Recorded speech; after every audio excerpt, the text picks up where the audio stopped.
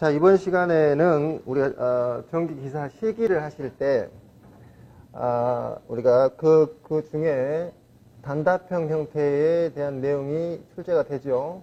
거기에 따른 우리가 요약 정리, 이번 시간에는 시험이 얼마 남지 않았을 때 반드시 놓쳐서는 안 될 것들, 이 정도는 꼭 숙지해야 될 것들에 대해서 우리가 정리를 좀 해보자라는 시간에서 이번 시간을 갖게 되었습니다. 그래서 실기를 갖다가 준비하실 때 요약 정리하고 거기에 따른 주요 문제를 몇 문제 정리를 해놨으니까 파트별로 분류를 해놨어요. 그래서 파트별로 숙지해야 될 것들, 그 중에서도 실수하기 쉬운 문제들을 갖다가 다뤄보도록 할 거니까 잘 정리를 해가서 시험에 착오 없으시기를 바라겠습니다.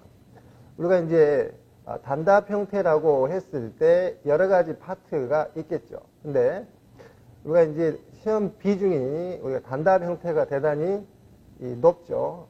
다른 파트에 비해서 약 50% 정도가 출제가 되기 때문에 아주 중요한 파트입니다. 그런데 중요한 것은 파트가 범위, 즉 출제 범위가 너무 넓기 때문에, 너무 광범위하기 때문에 우리가 전부 다 우리가 할 수는 없다 이 말이야. 시간적 여유가 그렇게 많지 않기 때문에. 그래서 우리가 준비해야 될 것은 기본적인 내용, 우리가 틀려서는 안 될 내용은 맞춰줘야 되겠죠.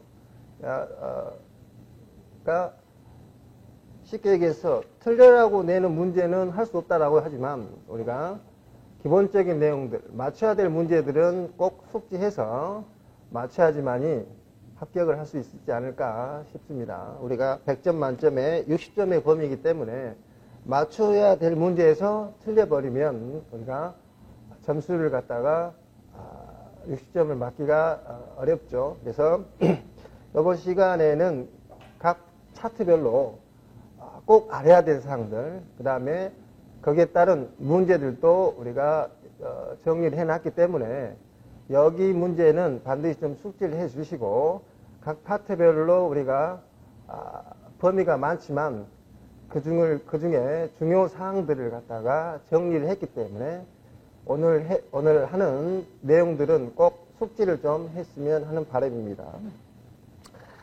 그러면 바로 시작을 하도록 하겠습니다. 먼저 이제 책을 보시면 이제 요 파트는 이론적인 수업 파트가 아니고 요약 정리 파트이기 때문에 어느 정도 준비를 해온 수강생 여러분들이 다 가정하고 수업을 할 테니까 그렇게 아시면 되겠습니다. 우리가 이제 파트를 갖다가 이제 전기 설비 설계 파트라고 해서 여러 가지 범위가 있을 때 우리가 이제 파트를 좀 나눠봤습니다. 그래서 10여 가지 파트로 나눴습니다. 그래서 그 파트별로 중요 사항들, 꼭 알아야 될 사항들만 조금 우리가 정리를 해놨으니까 좀 우리가 숙지를 하도록 합시다. 우리 교재는 지금 언급을 하지 않은 파트가 두 가지 파트가 있습니다. 첫 번째가 가장 먼저 나오는 파트가 뭐냐면 그 심벌 파트라고 얘기해서 그림 기호라는 파트가 있죠. 그림 기호 파트가 있죠. 심벌이 되겠죠. 심벌. 출제가 되어지면은 한 문제 정도 해서 약 5점 이내로 출제가 됩니다. 그렇지만 이런 것도 마찬가지로 이런 것은 출제가 되든 안 되든 항상 기본적으로 숙지를 해야 된다 이 말이에요. 그래서 숙지를 해야 된다고. 안 나온다고 해서, 안 나올 것 같다고 해서 하지 않다면 나중에 문제가 되는 거예요. 지난번 학생 중에 보시면 그 전까지 심벌 문제가 출제가 안 됐다고 해서 이번에도 안 나올 것이라고 생각해서 준비를 안 했던 학생이 그 심벌 문제가 5점으로 출제가 됐다 이 말이에요. 그러니까 이제 5가지 그림을 주어지고 그걸 갖다가 써라고 했는데 준비를 안 했으니까 우리가 맞출 수가 없잖아. 58점 맞았답니다. 얼마나 억울하겠습니까?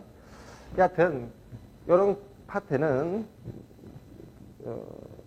그림 기호 내용 다 알아야 된다. 그렇죠? 무슨 말이야, 그지? 그러니까 해야 된다고. 우리 그 용어 정리는 정리를 안 했습니다만은 관연도 문제 같은 걸 보시고 우리가 그 이론 과정 중에 다 말씀을 드렸으니까 그런 것도 준비해야 되고 그 다음에가 또 우리 책에 언급이 되지 않았지만은 전선에 명칭이라는 게 있어요. 명칭, 기호 이런 것들이 있겠죠. 약호들 이런 걸 갖다가 명칭을 써라는 것들 있죠. 그런 것도 언급이 되지 않았단 말이죠. 그것도 마찬가지로 우리 그 실기 교재 보시면 한 15년 동안 출제되었던 문제를 다 그때 정리를 해줬단 말이죠.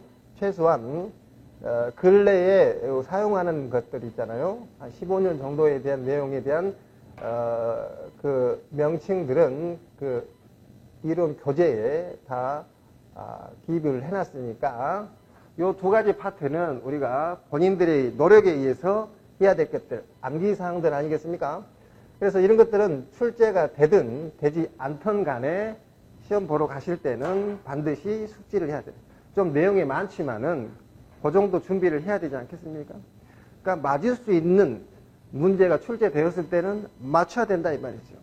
그러니까 출제가 되든 안 되든 관연도에서 지난번에 안 나왔으니까 이번에도 안 나오겠지 하는 마음으로 가지면 우리가 낭패를 볼 수가 있을 것이다 이런 얘기입니다. 그래서 요거 두 개 파트는 우리가 책에 언급을 하지 않았지만 이것들은 다 본인들이 해야 될 사항이기 때문에 정리를 하지 않았어요. 그 다음에 이제 우리 책에 보시면 이제 뭐가 나오냐. 우리가 단답형의 가장 기본이 되는 것은 우리가 서술 형태 또는 정의를 갖다가 물어보는 경우가 있죠. 그걸 우리가 뭐라고 표현할 수가 있냐 그러면 우리 책에 보면 용어의 해석, 용어의 정리라고 우리가 정리를 해놨습니다. 그 책에 보면 나왔죠? 그래서 그러한 내용들이 여러 가지가 많지만 기본적으로 우리가 요 정도는 알고 넘어가야 된다라는 것을 조금 정리해 놨으니까 다른 건 모르더라도 요 정도까지는 조금 암기를 하고 가야 되지 않을까 싶다 이 말이죠. 일단 우리 용어를 하나씩 정리를 해 보시자면 일단 우선내 부분이라는 얘기가 있죠. 우선내라고 하는 것은 우리가 이런 거죠. 처마가 있고 아마 지붕이 되겠죠. 지붕이 있고 여기 벽이 있다면 우리가 이제 요걸 갖다가 요 처마 끝에 우리가 연직선을 내려서 수직선 내려가지고 여기 끝에 연직선을 그어서 뭡니까 45도 되는 지점의 요 안쪽 부분 요것을 갖다가 우리가 우선내라 그랬죠. 그러면 우선내는 얘가 되지만 그러면 우선외는 요 바깥쪽이 또 우선외가 되겠죠. 그러니까 우선내라든가 우선외 이런 것들을 갖다가 한번 그림도 한번 알아봐 주시고 그 다음에 우리가 용어도 마찬가지로 우리가 말을 좀 쓰시면 되겠죠. 결과적으로 뭐가 됩니까? 비가 맞지 않는 부분이다 라는 얘기죠. 이런 부분을 또 간단하게 말씀드리면 왜 이런 게 예전부터 있었냐 그러면 지금이야 뭐 아파트를 갖다가 사시고 단독주택도 사시고 요즘은 이제 배선은 전부 다 뭡니까 안쪽으로 매입하는 경우가 많지만 예전 같은 경우는 뭡니까 예전 같은 경우는 뭐 스레트 집에 사시는 분들 예전에 초가집 사시는 분들 같은 경우는 우리가 간선 같은 경우를 애자로 갖다가 외부에서 이렇게 연결을 해놨을 거 아닙니까? 그래서 애자 같은 걸 갖다가 간선을 연결하실 때 요런 데다가 애자를 걸어야지만이 비가 오고 그러면 맞지 않다 이런 얘기죠. 그래서 이런 게 필요했다 이런 얘기죠. 여하튼 우선내라든가 우선외에 대한 개념을 우리가 살펴보셔야 되겠다 이런 얘기고 그러니까 우리 책에 있는 용어의 정의 그대로 우리가 다 외울 필요는 없습니다. 그림을 보고 그대로 쓰면 돼요. 옥측, 처마 끝에 연직선, 그 다음에 수직선에서 연직선의 45도 안쪽 부분 이런 식으로 우리가 정리를 하시면 되지 꼭 굳이 우리 내용처럼 우리가 쓰지 않아도 우리가 어느 정도의 뜻만 우리가 정리를 해 두시면 채점하신 분들도 이해를 하실 거예요. 그렇게 하시면 되니까 되고 그 다음에 그 밑에 보시면 이제 뭐가 나왔냐 그러면 이제 보통 용어 같은 것이 출제가 된다면 단독으로 나오는 것보다도 여러 가지 형태가 있을 때 비교하는 것들이 출제가 되는 경우가 많습니다. 그래서 여기 보시면 이제 우리가 사용하는 전압들이 있죠. 전격 전압이라든가 최대 사용 전압, 대지 전압, 접촉전압이라는 것들에 대한 의미를 갖다가 물어보는 경우도 있죠. 그러니까 네 가지를 다 물어보는 경우도 있고 두 가지를 물어보는 경우도 있고 이렇게 될 것입니다. 그래서 일단 전격 전압이라는 얘기에 대한 용어의 정리를 갖다가 쓰라고 나온다면 뭐라고 쓰면 돼? 우리가 지금 사용하고 있는 전기 사용 기계기구, 그러니까 우리가 사용하고 있는 기계기구에 사용상 기준이 되는 전압, 이런 말이 우리가 답을 쓰실 때 포함되면 되겠다 이런 얘기죠. 사용상 기준이 되는 전압. 그 다음에 그 뒤에 있는 내용들은 이제 보안 설명이기 때문에 굳이 쓸 의미는 없다. 우리는 단답형이니까 간단하게 우리가 답을 하시면 되는 형태가 되니까 그런 말이 들어가면 되고, 그 다음에 최대 사용 전압이라고 하는 것은 보통 우리가 사용하고 있을 때 그 성간전압의 최대, 우리는 단상이라고 하죠. 우리가 쓰는 것은. 그러니까 단상은 좌우지간에 성간전압이 선 사이의 전압을 의미하겠죠. 그래서 성간전압, 우리가 사용전압의 최대치다 이렇게 생각하시면 되겠습니다. 이런 거죠. 그 다음에 대지전압 같은 경우가 또 출제가 많이 되죠. 대지전압 같은 경우, 대지전압. 우리가 접지식하고 비접지식이 있을 때, 접지식이라고 하는 것은 전선하고 대지 사이의 전압을 얘기하죠. 대지전압이니까. 하지만 접지가 돼 있지 않았을 경우는 전선과 다른 임의의 전선 사이에 걸리는 전압을 대지전압이라고 하겠다. 그러니까 비접지 같은 경우는 뭐 델타 형태가 되니까 성간전압, 상전압의 개념을 갖고 있지 않기 때문에 선 사이의 전압을 얘기하시면 되겠죠. 전선과 그 다른 전선의 임의의 전선 사이의 전압을 얘기한다. 그 다음에 접촉전압에 대한 개념은 우리가 이런 거죠. 항상 우리가 무슨 금속 기구라든가 사용하게 되면 항상 외암이 존재하죠. 외암. 그러면 외암 같은데 만약에 누설이 만약에 외부에서 흘렀다라고 한다면 외부로 금속관 자체가 도체지 않습니까? 그러니까 내부에 사용하는 전류가 그 외관을 타서 우리가 흘러내리면 사람이 만졌을 경우에 사람이 가지는 저항이 있죠. 그러면 당연히 뭐가 생겼습니까? 사람이 만지게 되면 사람이 전압이 발생하겠죠. 사람에. 그랬을 때 인체에 닿았을 때 생체에 가해지는 전압을 우리가 접촉 전압이다라고 얘기를 하니까 그 개념을 우리가 요 네 가지의 전압의 개념도 정리를 해 두셔야 돼요. 우리가 그러니까 평상시에 쉽게 생각했던 내용들은 말로 쓰기 어렵다 이 말이죠. 그래서 이런 것도 정리를 해 두셔야 되겠고, 그 다음에 가공 인입선하고 연접 인입선에 대한 내용도 마찬가지죠. 우리가 필기 공부를 하실 때 설비 기술 기준, 그 판단 기준을 보면 가장 첫 시간에 하는 거 아니겠습니까? 그러니까 가공 인입선이라는 얘기는 지지물에서 지지물 즉 우리가 간단히 얘기해서 전봇대 CP주라고 하죠. CP주에서 보면 변압기에서 이제 전기를 갖다가 인입을 받아야 되죠. 그랬을 때 지지물에서 다른 지지물을 거치지 않고 수용 장소에 있는 전선에 이르는 가공전선, 한마디로 전봇대에 있는 변압기에서 첫 번째 집으로 간 때의 선을 가공인입선, 그 다음에 연접인입선이라는 얘기는 그 집에서 다른 집으로 점프하는 선이라고 생각하시면 되겠죠. 그래서 지지물을 거치지 않냐고 다른 장소의 인입선에 접촉하는 전선을 얘기하겠다, 이렇게 우리가 정리를 해 두시면 되겠습니다. 그 다음에도 이제 뭐가 있어요? 전압측 전선하고 접촉측 전선을 좀 구별해보자, 이런 얘기가 되겠습니다. 우리가 이런 것들은 전부 다 우리가 그 부하설비 계통들이기 때문에 우리가 보통 단상 변압기를 이용하겠죠. 단상 변압기를 이용한다 이 말이죠. 그렇다면 우리가 변압기가 있으면 변압기 2차 측에서 우리 전기를 쓰겠죠. 그렇게 됐을 때 이 손에다가 쓰죠. 그럼 여기는 2차 측은 반드시 접지가 돼야 되겠죠. 그래서 여기서 말하는 요 선을 갖다가 플러스 마이너스라고 한다면 여기는 우리가 전압측 전선이라고 얘기하죠. 그 다음에 뭐가 됐어요? 접지측 전선에 대해서 접지가 되어 있는 전선.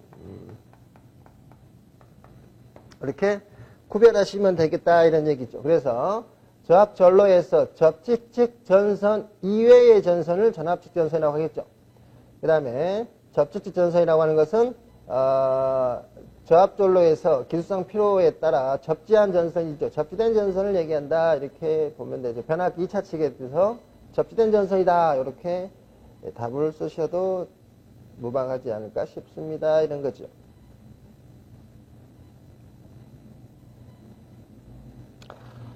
그 다음에 이제 우리가 케이블 같은 것을 사용할 때에 케이블 자재 있죠. 자재. 우리가 절연물 같은 자재들 있죠. 그랬을 때에 세 가지 특성을 가지고 있겠다 이런 얘기죠.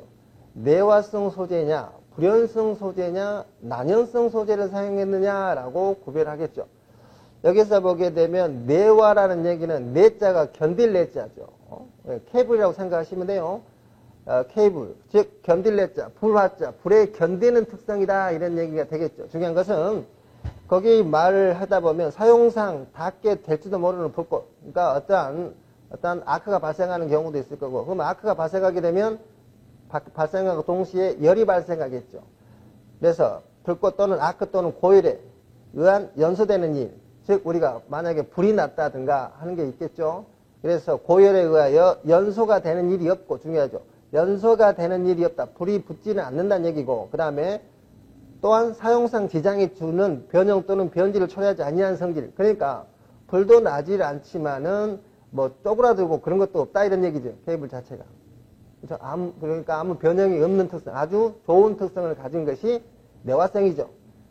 약간 뭐 끌림 같은 건 있고 그러겠죠. 근데 다음에 쓸 때 별 지장이 없다 이 말이죠. 그 다음에 그래서 그런 내용을 알아야 되겠죠. 연소되는 일이 없고 시용상 우리가 변질 또는 변형이 초래하지 않는 성질을 갖는 걸 내화성. 그 다음에 불연성이라는 얘기는 우리가 불연성이죠. 불연성. 연소가 되지 아니한다 이런 얘기죠. 연소가 되지 아니한다 이 말이야. 아니 불자 연소 연자니까. 그래서 어떠한 아크 고열에서 연소가 되지 아니한다. 불은 나지 않는다 이 말인데 타지는 않는데 뭐가 돼서 결론은 뒤에가 아무 말이 없다는 것은 불은 안 나지만 쪼그라든다 이 말이지. 무슨 말이야? 케이블 자체가 불은 붙지는 않지만은 쪼그라든다 이 말이지. 무슨 말인지 알겠지? 그래서 다음에 쓸 수가 없다 이 말이야. 그 다음에 난연성이라는 얘기는 어려울 난자죠. 연소되기 어렵다라는 것은 되기는 됐는데 조금 지났다가 꺼져본다는 소리죠. 무슨 말인지 알겠지?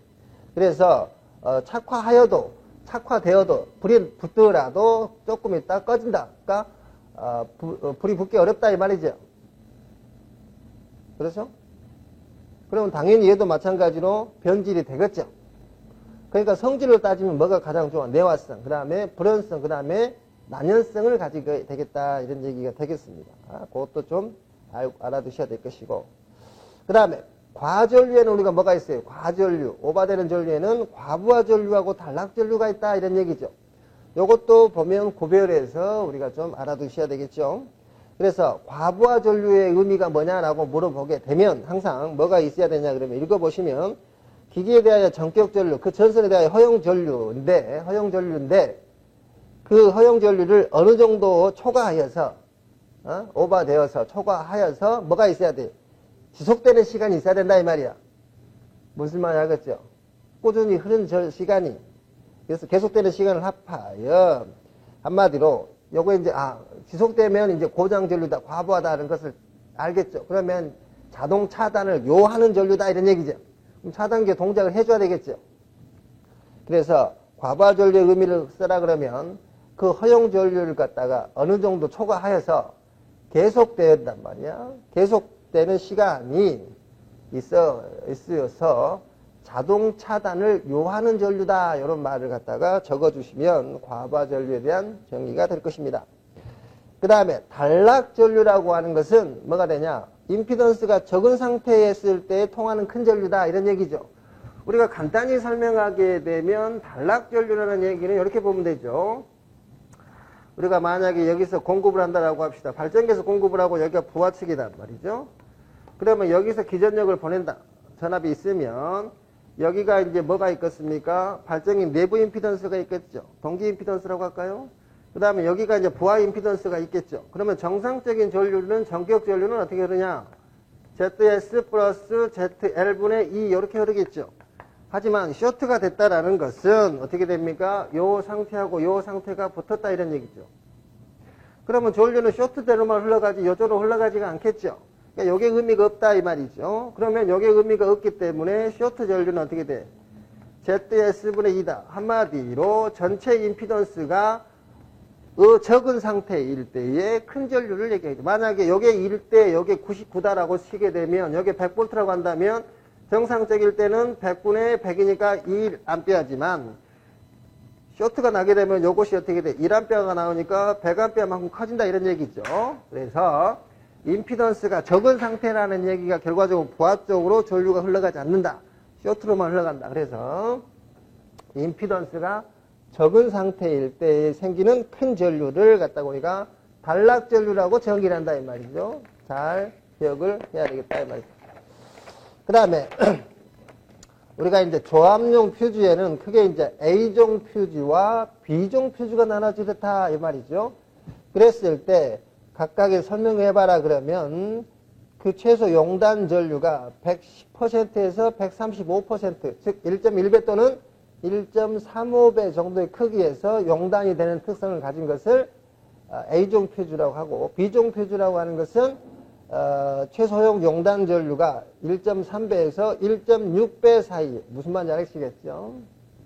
그렇다면 1.3에서 1.35배 사이에서 동작하게끔 하려면 뭘 쓰냐 이렇게 물어보게 되면 아무거나 쓰면 된다는 얘기죠. 그거는 A나 B나 다 써도 되겠다 이런 얘기죠. 그런 건 신경 쓸 필요가 없이 그 비율을 조금 정리를 해서 하시면 되겠다 이런 얘기죠. 그 다음에 이제 전압의 종별 이런 것은 상식이니까 이런 것은 넘어가도록 합시다. 혹시나 몰라서 이런 게 출제되었을 때 틀리면 많이 속상하니까 표현을 해봤다. 출제가 되긴 되기 때문에 해봤으니까 정리를 좀 해두시고. 그 다음에 이제 전기에 대한 재해에 대한 내용이죠. 이것도 반드시 숙지를 해야 되겠죠. 전기에 의해서 생기는 재해들이 어떤 것들이냐라고 물어보면 세 가지가 있어요. 전기재해가 있고, 전기재해. 그래서 감전사고라든가 어떤 아크가 발생했다. 그러니까 쇼트가 생기고 그랬을 때 발생한 화상. 그 다음에 여러 가지 기계 기구들에 대한 기능 정지들. 그러니까 손상을 본다 이런 얘기가 될 거고. 정전기 같은 게 대단히 위험하죠. 정전기에 의해서 생기는 화재가 있을 것이고, 낙뢰에 의한 우리가 사고가 있겠죠. 그래서 전기재해, 정전기재해, 낙뢰재해 이렇게 세 가지 명칭을 조금 그러니까 전기에 대해서 기본적인 내용들은 조금 알고 있어야 되겠다 이렇게 보면 되겠습니다. 그 다음에 등전이 접속이라고 하는 것은 우리가 전이가 갖게 하는 접속이다 이렇게 얘기하면 되겠죠. 전이가 갖게 한다. 이것은 어느 때 쓰냐 그러면 우리가 무슨 건물을 할 때 접지 공사를 하거나 무엇을 할 때 같은 것들끼리는 어떻게 돼? 단독으로 하는 것이 아니라 같은 것끼리는 우리가 점퍼선을 이용해서 다 연결해서 1종은 1종, 2종은 2종끼리 쫙 내려와서 한꺼번에 하겠죠. 그러니까 같은 금속체 위암들이 일정하겠죠 일단. 그럼 각각의 금속체 위암들을 각각의 도선으로 전선으로 다 연결해서 맨 마지막 선을 갖다가 접지선을 물겠죠. 알아먹겠지? 그러니까 모든 것을 전이가 갖게 하는 전선들이 하나로 통일하는 전선 이렇게